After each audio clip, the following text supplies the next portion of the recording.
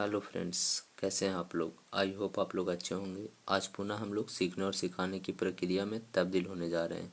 इस सीखने और सिखाने की प्रक्रिया में आज हम लोग संस्कृत प्रत्यय का अध्ययन करेंगे। संस्कृत प्रत्यय में जो तद्धित प्रत्यय चल रहा था उसी को आगे बढ़ाएंगे। ठीक है दोस्तों, तो चलिए शुरू करते हैं।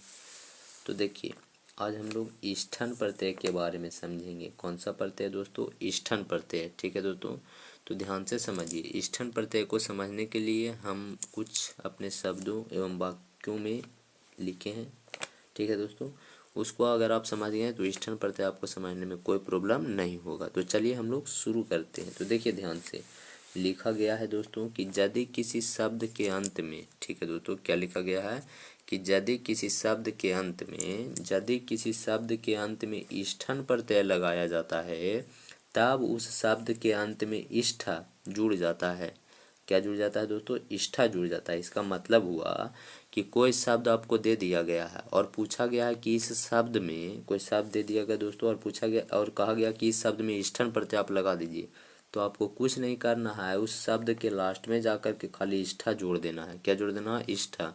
ठीक है, या इसको दूसरे तरीका से कह सकते हैं, या जिस शब्द के अंत में इष्ठा जुड़ा होता है उस शब्द में ईष्ठन प्रत्यय लगाया जाता है। यानी अगर कोई आपसे कोई आपको शब्द दे दे और आपसे कहे कि इसमें कौन सा प्रत्यय है, तो आपको कुछ नहीं करना, आपको उसके लास्ट में जाना है और लास्ट में जाकर के देख लीजिए। लास्ट में अगर इष्ठा जुड़ा हुआ रह गया तो आपको तुरंत कह देना है कि उसमें कौन सा प्रत्यय है? ईष्ठन प्रत्यय है। कौन सा प्रत्यय है? ईष्ठन प्रत्यय।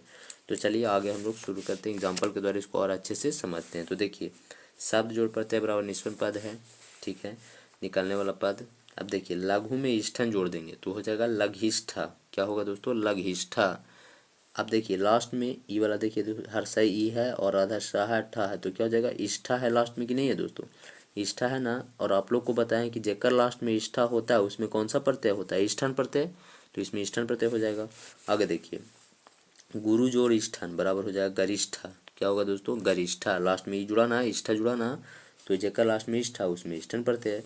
आगे देखिए, उरु या वर जोड़ इष्ठा बराबर हो जाएगा वरिष्ठा। ठीक है दोस्तों, वरिष्ठा। वर में अगर इष्ठा जोड़ेंगे तो क्या होगा? वरिष्ठा। इष्ठन प्रत्यय जोड़ेंगे तो वरिष्ठा हो जाएगा। लास्ट में इष्ठा है ना, बस इष्ठा देख लीजिए और कह दीजिए कि इष्ठन प्रत्यय।